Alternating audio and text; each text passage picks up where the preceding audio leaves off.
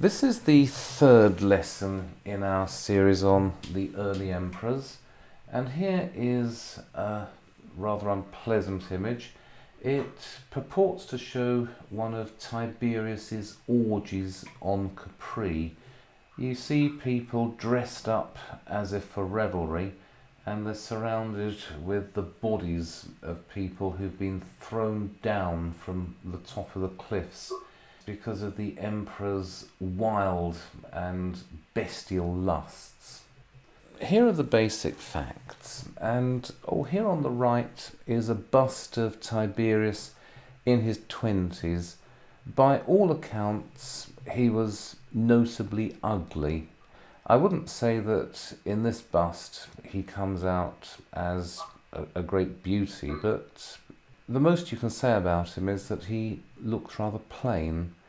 Many people contrive to look rather plain in their 20s before developing into the full maturity of their ugliness, so maybe this is what Tiberius looked like as a young man, and he looked just as described in his later life. Let's look at these basic facts.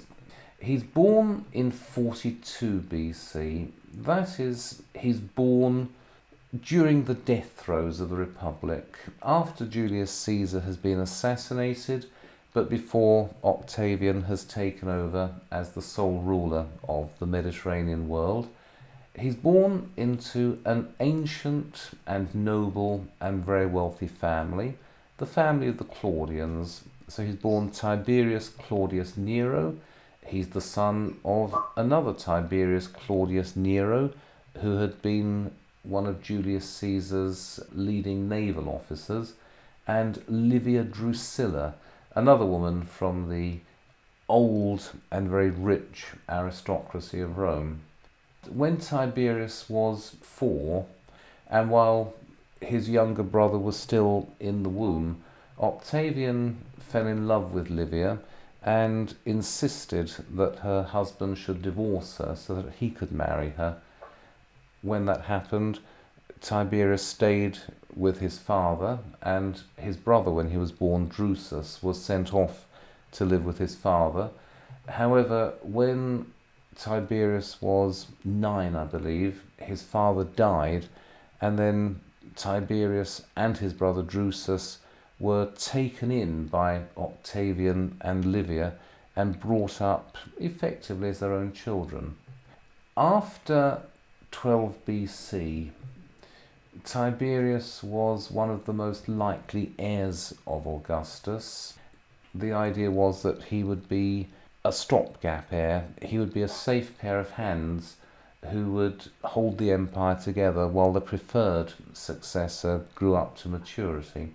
But whatever the case, Tiberius holds a number of very senior civil and military offices under Augustus, and he discharges all of these with very high judgment and very great capacity. Then in 14 AD, at the age of 55, which we know from last week is considerably above the average life expectancy at that time, he becomes emperor.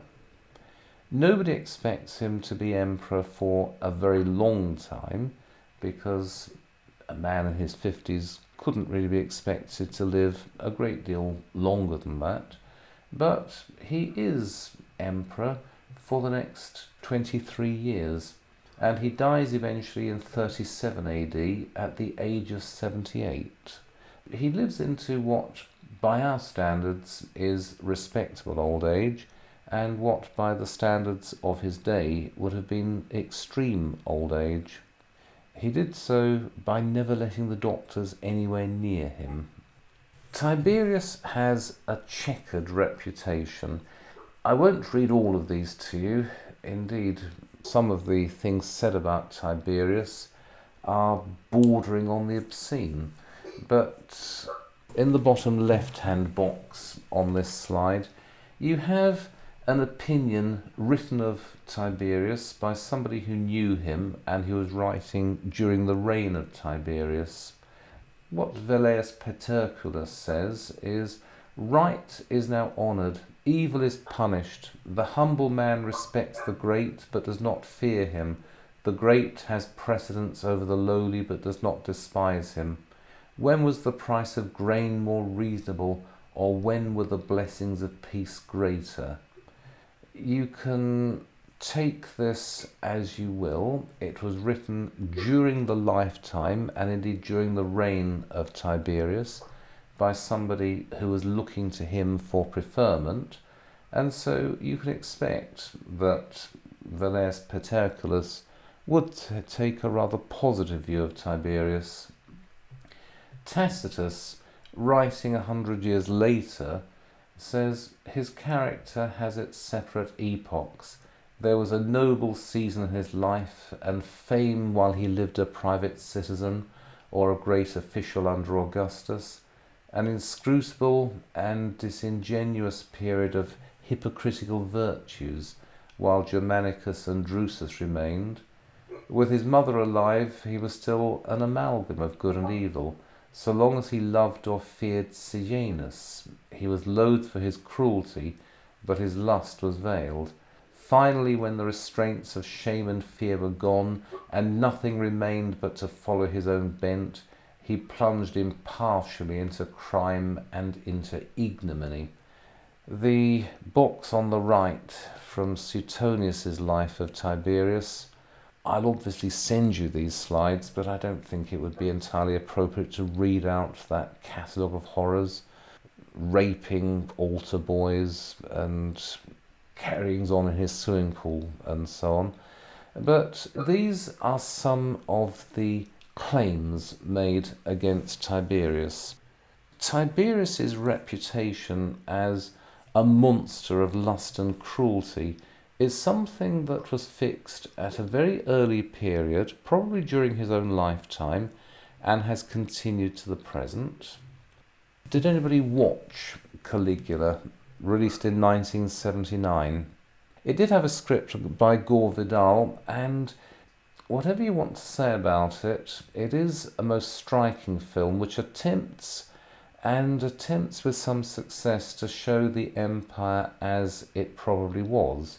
And this is Peter O'Toole playing Tiberius, and it is probably the most notable performance in the entire film. What you see in Peter O'Toole's portrayal of Tiberius is a combination of the brilliant but cynical emperor shown by Tacitus and the depraved monster that you see in Suetonius.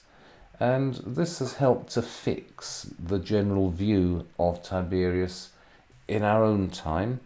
And this is a reputation that you see continuing through the Middle Ages. Does everybody know about Gilles de Rais? He was a French nobleman. He had been associated with Joan of Arc. He was a French national hero until 1440, when it emerged that he had raped and tortured and murdered between 100 and 600 children. And I read some of the court reports when I was putting these slides together, and I didn't realise what a monster the man was. Some of the things he is said to have done are outrageous beyond belief. It's the sort of thing that would not find its way into modern newspaper reports. There are claims that he was set up by the Inquisition or by the French state, but since he did eventually confess to most of these crimes, I see no reason to doubt them. His main defence, apparently, was that he had been corrupted by reading Suetonius's Life of Tiberius. So Tiberius has had an evil reputation all the way through from his own lifetime until the present. It is a reputation which remained visible in public during the Middle Ages. I don't know what the truth is. It may be that Tiberius was just as wicked as Suetonius claims.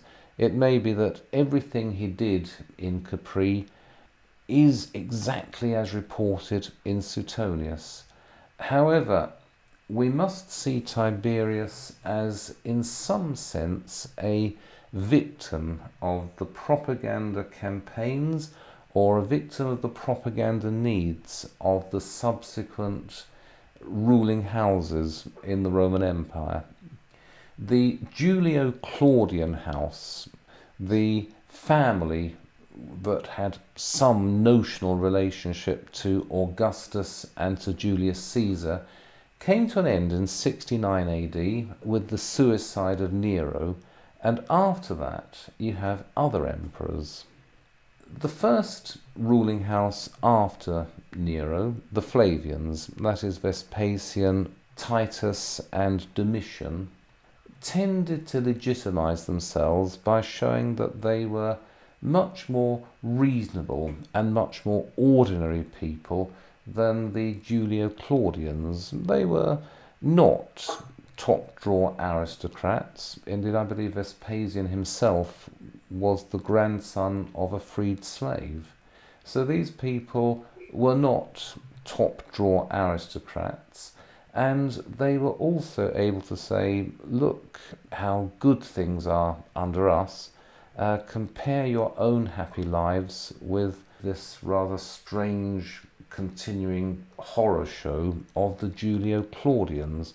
So there was a tendency to blacken the reputations of the first emperors during the reigns of Vespasian, Titus and Domitian, and this tendency continued into the next century when the empire had its 5 good emperors. It had a run of emperors who were relatively modest and who ruled in agreement with the Senate. Then it was possible for Trajan or for Hadrian or for Marcus Aurelius to say, yes, I agree with you, the Republic was a wonderful thing and I wish we could bring it back. However, I'm afraid we are where we are. It is because of those wicked Julio-Claudians and their deliberate destruction of the Roman constitution that I find myself with no choice but to occupy my current position of supreme power. And so if you have an objection to the principle of autocracy, I'm willing to share that opinion, but don't blame me for it. Blame these people. Look at Tiberius, for example. And so that there is a long-term tendency to attack these first emperors, to blame everything on them, and for later emperors to exonerate themselves by saying, what I do is simply following precedents laid down by these people. If you have any complaints, make the complaints to those people, not to me. And Tiberius occupies a special position in these Julio-Claudian emperors. It is difficult to attack Augustus because he is a god. He was worshipped as a god after his death, and the worship of Augustus as a god continued until the establishment of Christianity. So it was not something that any emperor would encourage. Tiberius, he's in a special position. Caligula, he was mad, he could be portrayed as mad. Nero, he could be portrayed as evil. Claudius could be portrayed as an idiot, and there may be some truth in those representations. But Tiberius, he occupies a special position. He was a man of considerable ability, nobody has ever denied that. But he was also the first regular emperor. You could take Augustus as the product of the emergency that followed the assassination of Julius Caesar. It was necessary for Rome to go through a period of autocracy in order for its institutions to recover from the strains of the previous century. But it could be hoped that when Augustus died, the ordinary, traditional republican constitution could be restored. But instead of that, Tiberius became the emperor. And once Tiberius became the emperor, that was it. The precedent was fixed, and you could accept there will never be a return to republican government. This is the constitution now. This is not an emergency deviation from the established rule. This is the new established rule. So Tiberius is the first regular emperor, and as such he would come in for a great deal of opprobrium from those people who regretted the loss of the republic, and that might explain why Tiberius has such a shocking reputation. It was almost the fashion to heap libels on Tiberius's head during his lifetime and after. A question that requires me to amplify on what I have just said. It means that by the time Tiberius dies in 37 AD, it is now 67, pushing 70 years since the formal collapse of the Republic. There is no one left alive who remembers the Republic as it had functioned before the civil war between Julius Caesar and Pompey the Great. Time has removed everyone who was associated with the Republic. The only thing anyone alive now remembers is the empire, ruled by Augustus, ruled by Tiberius, and so there is no question that when Tiberius grows old, there should be a successor. And anyone who talks about a restoration of the Republic is seen as a fool. And that may be, as I said, one of the reasons why Tiberius is so unpopular. He was blamed by the conservative aristocracy. He was the man who had disabused anyone who remained in any sense convinced or wanting to be convinced that the Republic was merely suspended and could be restored after the death of Augustus. A comment that Tiberius was in the succession only as part of a Plan B. That's another consideration, that Tiberius was part of the Plan B. They expected Germanicus, handsome, dashing, popular. Instead they got Tiberius sitting down and talking very, very slowly. This is a family tree. This is the Julio-Claudian family tree. This is a family tree that requires continual attention. It isn't something you glance at before turning the page. It is something that you bookmark. It is something that you photocopy and stick on the wall. It's something you spend a lot of time looking at, because looking to see who married whom and which children came from this union does explain a lot of what is going on in the imperial family.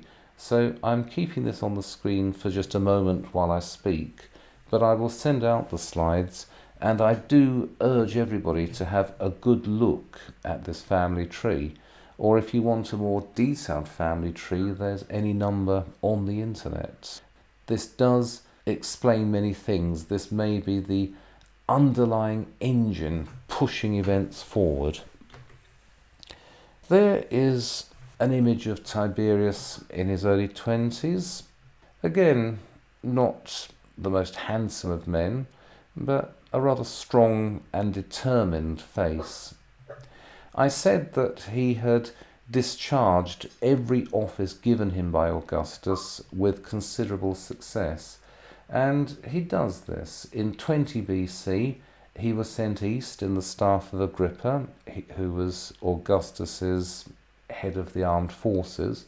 He went east with Agrippa in 20 BC, and their mission was to restore the prestige of Rome with regard to the Parthian Empire, because about 30 years earlier, Crassus had invaded Parthia at the head of his own army and been entirely defeated, and his surviving soldiers have been led off into captivity. Mark Antony, when he ruled the East, was supposed to have avenged this humiliation, but he didn't succeed.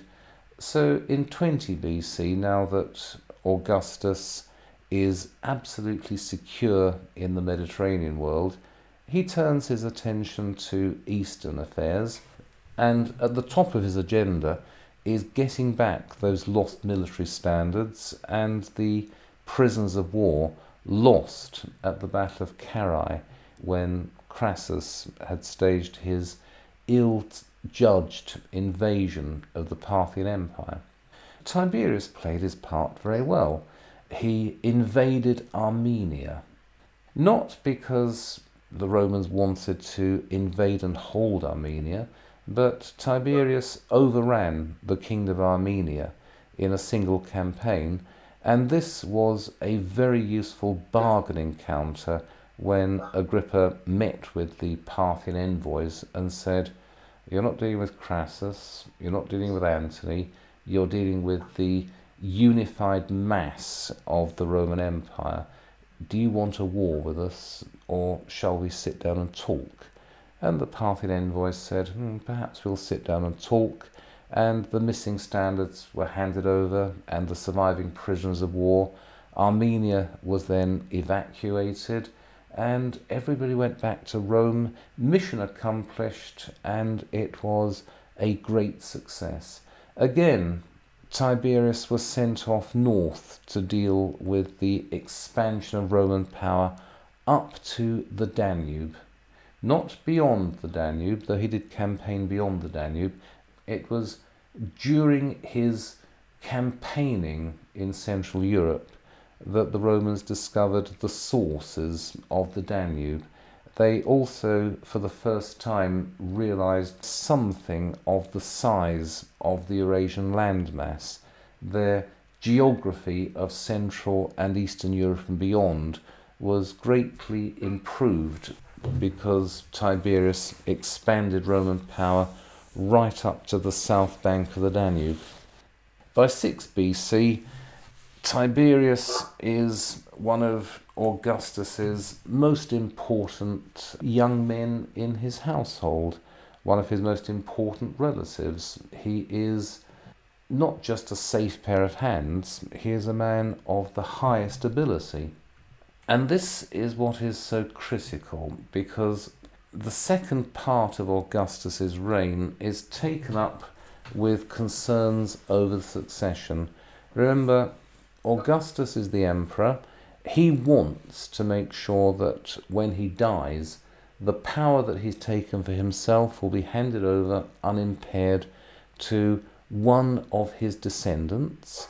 And you might argue that the good of the entire Mediterranean world required a smooth and uncontested succession when Augustus did finally die. And Tiberius moves gradually into the considerations of the succession. Augustus's plan A was his friend Agrippa was married to his daughter, to Augustus's daughter Julia. There were 2 wonderful grandsons. There were a number of grandsons, but these were the wonderful ones, Gaius and Lucius. The idea was that these would take over from Augustus when he died. And if Augustus, who was always in rather weak health, were to die while Gaius and Lucius were minors, then Agrippa would be their guardian and their regent until such time as they came of age. It was a good plan for the succession, except that everybody died. Agrippa dies in 12 BC, Lucius in 4 BC, and Gaius in 2 BC. The rumours going around were that all 3 of these were poisoned by Livia. Perhaps she did, perhaps she didn't. It's impossible to say. All we can say is that they died, which means that plan A has come to nothing. So hope is now centering on the issue of Agrippina. She is the daughter of Julia, and here I do urge you, go back and have a look at that family tree. Otherwise this is just a mass of words, but it's a mass of words that explains the history of the imperial family right down to the death of Nero. Hopes now centre on Agrippina and her issue. Agrippina is the daughter of Julia, who is herself the daughter of Augustus. For her marriage, let's start with Mark Antony.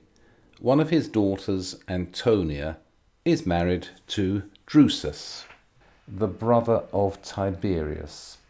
They have a son, Germanicus, who is handsome and wildly popular. He is descended from Augustus through Julia. He's also descended through his mother from Mark Antony. Germanicus is born in 15 BC. For the rest of Augustus's reign, he is considered too young to step directly into the shoes of Augustus. The idea is that Tiberius should take over. Augustus will adopt Tiberius as his son and heir. At the same time, Tiberius will adopt Germanicus as his son and heir. And Germanicus is the nephew of Tiberius. Again, please look at the family tree. This is a rather complex set of relationships. But before that plan B comes into effect, before Augustus's two favourite grandsons die, Augustus finds that his entire plan is thrown into disarray because in 6 BC, Tiberius resigns all of his offices and leaves Rome. He goes and settles in Rhodes. His reason for doing so, it may be that he didn't like being treated so openly as a safe pair of hands, as a stopgap. You'll be the regent if I die before these young men come of age. After that, you step out of the picture and they take over my powers. In the meantime, yes, you can be the regent for them. That's all I want of you. Or it may be that Tiberius was angry because Augustus had made him divorce his first wife, whom he loved, to marry Augustus's daughter Julia, with whom he doesn't seem to have got on. But whatever the case, Tiberius withdraws to Rhodes and he stays there for 9 years. It seems that he had rather a nice time there, but all manner of stories are told about him. He surrounded himself with a circle of intellectuals and of astrologers. Apparently, he spent many of his spare moments piecing together a family tree of the Olympian gods. Otherwise, he was consulting astrologers, and the most important of those astrologers was a Greek called Thrasyllus, of whom possibly more later. Oh, on this slide you have 2 statues. There are Augustus's natural-born grandsons, Gaius and Lucius, who died barely out of their teens, allegedly poisoned by Livia, but as I said, you can believe that or you can reject it out of hand. But repeated deaths mean that eventually in 4 AD, Tiberius has to be recalled from Rhodes and the plan B has to be put into effect. Augustus adopts Tiberius as his son and heir. Tiberius adopts Germanicus. That will be the succession. In 14 AD, Augustus dies. Tiberius accepts the entirety of the power that Augustus had enjoyed. There was a great deal of intriguing within the Senate over exactly what powers Tiberius should receive. It seems that when Augustus died, Tiberius did nothing. He left everything in the hands of the Senate. He didn't step forward saying, I am Augustus's designated heir and successor, therefore please take me as the emperor. Instead, he waited for the Senate to come to him. He even seemed reluctant to take on the full weight of the powers that Augustus had possessed. Whether this was simply because Tiberius was rather conservative and didn't much himself like the empire, or perhaps he was just being rather cunning and he wanted all of the powers to be pressed upon him so that he could say, these powers are forced upon me, I didn't ask for them. Whatever the case, you have several weeks during which the Roman world did not have an established master. But at last, Tiberius takes all of those powers, and he is now the emperor. Here is a bronze statue of Tiberius as emperor. This was found in Herculaneum and has now been cleaned up, and I believe it's in the museum in Naples, a very fine bronze statue. As the emperor until the early 20s AD, Tiberius was, by all accounts, there is no doubt, even Tacitus and Suetonius don't blacken his reputation for the first part of his reign. Tiberius was a very good emperor. His idea at first was that he should reign but not actually do the ruling. He wanted the Senate and the consuls and the traditional magistrates of the Roman Republic to govern the Roman Empire. He was the head of state. He seemed to have wanted an arrangement similar to our own. We have a queen who reigns, whose presence on the throne stabilizes the whole system, but who does not take any active role in politics. Indeed, the actual government of the country is in the hands of the civilian politicians. That seems to be the kind of arrangement that Tiberius had in mind. The Senate would deliberate, the Senate would make laws, the consuls would be in charge of implementing those laws. Tiberius himself would be there as a final court of appeal in the event of any dispute between the constitutional office holders. That didn't work out too well. It didn't work out too well because the whole logic of the empire was that it had to be ruled as an autocracy by an autocrat. But let's look at Germanicus. He has a very good reputation, and if you look at the blue box under that rather fine image of him, you can see that he is very well placed. He's the grandson of Augustus.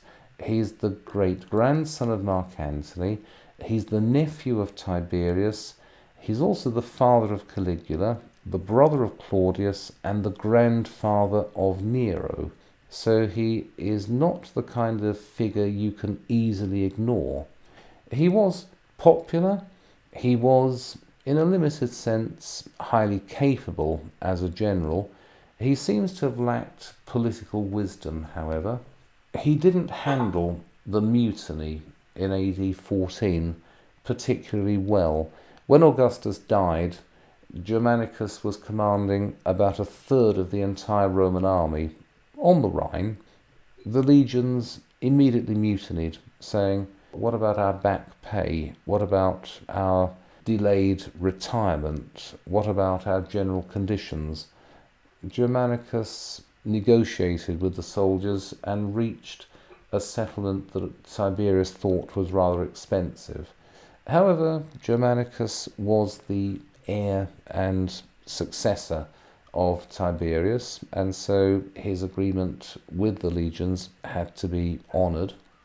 After this, in 18 AD, Germanicus is sent off to the east to settle the empire in the east, mainly with regard again to the Parthian Empire. We're not quite sure what happened. One of the admitted flaws of Tiberius was that it was almost impossible to find out what he actually wanted. He would never give clear instructions. Everything he said was ambiguous. Every order he issued was ambiguous. Well, not all of his orders were ambiguous, but at this time. And so Germanicus was sent off to the east. Did he have complete authority to settle the east as he saw fit? Or did the governor of Syria, a man called Calpurnius Piso, have authority in Syria that was greater than that of Germanicus? The problem is that if you looked at the documents that Tiberius had issued and sealed, you can't see exactly who had precedence. There was a dispute between Piso and Germanicus. In the meantime, Germanicus had settled affairs with Parthia, again by invading Armenia, which could have led to a war between the empires but didn't, and Tiberius didn't want a war of any kind. But whatever the case, there was a dispute between Germanicus as the emperor's representative in the east and Calpurnius Piso, the governor of Syria, the most important official in the east. In the middle of this dispute, Germanicus fell ill and said, "I'm being poisoned by Piso. I know it. This is poison that's finishing me off." Piso then withdrew from Antioch to make sure that no shadow of suspicion could fall on him, but Germanicus died, and his body was brought back to Rome, and there was a great outpouring of grief. And then the rumours about Piso, the governor of Syria, came back to Rome. Piso was recalled in disgrace. He was put on trial by the Senate. Rather than be convicted, he committed suicide. But then Tiberius's mother, Livia, stepped in and said, "I don't want his wife to suffer any adverse consequences. She's a very good friend of mine. I've given her my undertakings that she will not suffer for this." And Tiberius felt obliged to honour that. And of course the whole thing suddenly looked like a stitch-up. Everyone knew that Tiberius resented Germanicus. He wanted his own son Drusus to take over as emperor, didn't want to hand the throne to his nephew, wanted to pass it on to his son.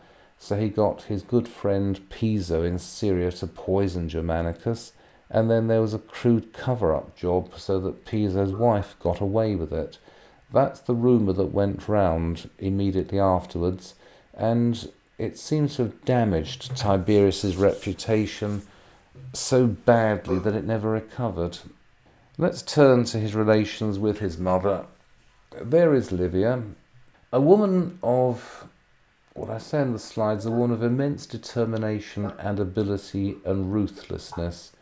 She probably did as much as Augustus, and maybe a bit more, to establish the empire in the form that it maintained for the next few hundred years. And when Augustus died, she did not expect that she would herself go into retirement, just walk around Rome dressed in black while her son ruled everything. No, she expected that she would continue to hold the central position in her son's reign as she had held in her husband's reign. Indeed, remember that Roman women were married off at very early ages. It seems that Livia was only 13, that's 13 years older than Tiberius. So she was hardly a woman in extreme old age. She was rather old, but she was only 13 years older than Tiberius. She didn't see that retirement was a necessary consequence of her being widowed. Because we're now going to discuss Livia and the other women in the imperial family separately, I don't need to go into the claims that she poisoned everyone who stood in the way of Tiberius, but it was a claim made at the time and a claim that has been maintained ever since, although it's very difficult to say that there's evidence for or against. After the scandal around the death of Germanicus, it seems that Tiberius fell out with his mother and increasingly ignored her advice and tried to detach her from any kind of control over the bureaucratic machine that she had established. However, she continued to be a powerful alternative centre in Rome until her death in 29 AD. During her last years, she was even seen as a moderating influence, because by then Tiberius had largely given up on trying to govern the empire by himself. He had handed over day-to-day running of the empire, not to the Senate, not to the elected consuls or to the appointed consuls. He had handed over the day-to-day running of the empire to a virtual prime minister, a man called Sejanus, who was interested in doing more than simply govern the empire, and Livia was seen as an important counterweight to his own rising and greatly resented influence. Relations with the Senate. It does seem that Tiberius wanted the Senate to exercise all the functions that it had in the Republic, and that it should act as the empire's legislative body, something it hadn't been in the Republic. He wanted the senators to give their honest opinions in debate and to take responsibility for the running of the empire. And so he would attend meetings of the Senate, and he would sit through the speeches in silence. The senators would look at it, they would cast sideways looks at his face, thinking, now if I speak against this, will he like me or will he dislike me? And Tiberius was very careful to give no indication, which made the senators rather nervous. Not necessarily because they were so terrified of Tiberius because he was a tyrant, but simply because they were not up to the job of a sovereign legislative or executive body. As Tiberius later on said, I treat these people like slaves because that's all they are. Tiberius grew increasingly disenchanted with the Senate. These people were not willing to behave as their ancestors had behaved. They simply wanted to maintain their social and economic position within the autocracy. Tiberius has a reputation for purging the Senate as an unbridled tyrant who killed without restraint. However, E.T. Salmon, in his History of the Roman World, does make this very obvious point. In the whole 22 years of Tiberius's reign, not more than 52 persons were accused of treason, of whom almost half escaped conviction, while the 4 innocent people to be condemned fell victims to the excessive zeal of the Senate, not to the emperor's tyranny.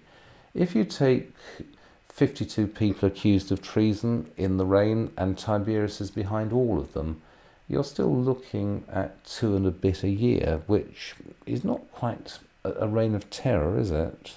You would think, if you look at Tacitus and Suetonius, that there were mountains of bodies piling up in the streets, but it does seem that Tiberius was relatively moderate in his dealings with the Senate. He killed 20 people or thereabout. But there's no doubt that his plan of reigning while the Senate ruled fell to pieces, and that he didn't want to take over the function of ruling, and so he gave increasing power to the head of the Praetorian Guard, Lucius Aelius Sejanus, or Sienus. Whether he was a worthless individual is not something that we can say at this time.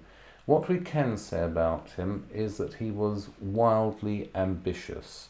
It seems to be pretty well established that he murdered Tiberius's son by poisoning him, and that he jumped into bed with Drusus's widow, Livilla, who was also Tiberius's niece.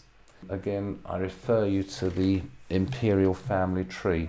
It seems that Sejanus wanted to make himself so powerful and so irreplaceable that he would take over on Tiberius's death, either as emperor in his own right or as regent for Tiberius's grandson or his nephew Caligula. That was what he seems to have had in mind, and Tiberius absolutely trusted Sejanus. Tiberius himself withdrew from Rome after about 23. He moved around central Italy from villa to villa, finally settling on Capri, where he lived out the rest of his life, and he left the day-to-day running of the empire to Sejanus in Rome, and Sejanus was wildly ambitious. However, in 31 AD, Tiberius discovered that Sejanus was not acting in the best interests of Tiberius and his family, and indeed that he had supervised the poisoning of Tiberius's son, and so Tiberius sent a letter to the Senate, a famous letter, one of the most famous letters in history. It went on forever. He started off by praising Sejanus and saying, "This man, the great support of my reign, a man of the highest talents." And then he began to introduce one or two criticisms, and the balance of the criticisms grew heavier and heavier, until at the end he suggested that the Senate should deprive Sejanus of all his positions and vote for him to be executed as a traitor, which the Senate immediately did, being the Senate. So Sejanus was led off to execution, and that was the end of that particular plot. There was then a purge. Tiberius did then have large numbers of people put to death. It is an undoubted blot on his reign, and he spent the rest of his life as a paranoid old man. What did he do in Capri? Was he surrounded by poets and astrologers, just doing poetic and astrological things? Or did he have the entire island set up as a vast brothel covered in pornographic representations and filled with little boys and girls whom he could rape as and when the fancy took him? It is impossible to say. We don't know what happened on Capri, and whatever happens in private is of course open to any amount of gossip. It is claimed that Capri was some kind of hell on earth, but we don't know. What we do know is that in extreme old age, by the standards of the day, at the age of 77, Tiberius decided to come back to Rome, but he sailed along the Italian shore and he fell ill after a drinking party, and while he was stretched out, for the first time in 50 years, the doctors could get a good look at him. Tiberius had insisted throughout his entire life, "I don't want the doctors near me. Any man over the age of 30 who doesn't understand his own body is a fool," and he refused to consult the doctors or to take their advice. Eventually, when he collapsed, the doctors examined him, said, "He'll be dead within a day." At this point, the succession was open. Tiberius didn't really establish anything. His nephew Caligula, the son of Germanicus, and his friend Macro, the head of the Praetorian Guard, decided, that's it. They went in, they saw that Tiberius was dead, Caligula was declared emperor, and he took Tiberius's signet ring, and then apparently Tiberius woke up. He wasn't dead after all, and so it was necessary for Macro to go back into the emperor's bedroom and to smother him with a cushion. Now, whether that's a true story, I don't know. What I can say is that exactly the same story is told of the death of Stalin in 1953. It's an entertaining story which appears to have been recycled, or perhaps it's an entertaining story which has happened twice. But Tiberius dies, and then no further talk of restoring the Republic. Germanicus' son, Caligula, takes over, and everyone believes that this will be the beginning of a golden age. Now, Tiberius as emperor, he's boring, which means that he doesn't do any harm. What he does is he cuts taxes and he abolishes taxes because he doesn't do anything. He's willing, as required, to spend large amounts of money, as in 33 AD, when there was a huge financial crisis that swept through the entire Mediterranean world. This was stopped when Tiberius stepped in and coined vast amounts of gold and silver into money. It was a liquidity crisis which was stopped by the emperor acting as a lender of last resort. He was also willing to pour money into rebuilding cities destroyed by earthquakes, but otherwise he wasn't interested in anything that you might regard as flashy, self-aggrandizing architecture. Nothing like Nero's rebuilding of Rome, nothing certainly like Augustus's rebuilding of Rome. He kept the taxes low, he kept spending low, he kept out of foreign wars. He also made sure that when men were sent out as governors, they would stay in their offices well past their legal date. Some people said that was because he was too lazy to replace them, but at the same time you can see that there is a value in continuity. It also does impose a certain stability on the governors themselves if they realise that they are not there for 1 year or maybe for 5 years. They are there at the emperor's pleasure, and he may recall them at any moment, or he may leave them in place for another 5 years. It does impose a certain consistency and honesty on the governors, except of course those who were not up to the job, like Pontius Pilate, who were left in office perhaps rather too long, but who were eventually recalled when the provincials complained loud enough. So the achievement of Tiberius, his greatest achievement was that he normalised. That's it. Tiberius's achievement was that he normalised imperial rule. As I keep on saying, it was just about possible at the time, without any hindsight. At the time it was possible to regard Augustus as an emergency state of affairs and to hope that some kind of republican government would eventually be re-established. What Tiberius did was to take over after the death of Augustus and to make autocracy a permanent state of affairs in the Mediterranean world, or rather to make the understanding of the inevitability of autocracy the consensus in the Mediterranean world. Whether that is a good or a bad thing is perhaps not for us to say, except that I don't see how the entire Mediterranean world could have been, or indeed could be, ruled except as some kind of autocracy.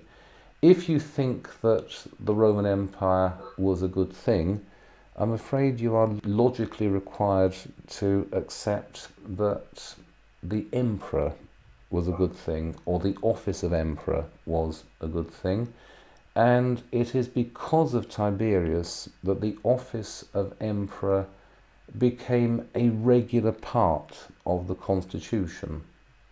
This makes him one of the greatest of the emperors, or it makes him into a monster of depravity, and you must take your choice in that. There's so much more that I could say about Tiberius, but that's as much as I have time to say, I'm afraid. So, again, can we hold questions over to next week? What I want to talk about next week is Caligula, whether that takes up an entire session, and Caligula is undeniably a photogenic emperor, let's say. Whether Caligula takes up an entire session or whether I can lump Tiberius in with him, that I don't know. I need to look at the schedule. But certainly we'll talk about Caligula, and we'll see what can be said in favour of him, and of course what can be said against him. But otherwise, was that all right?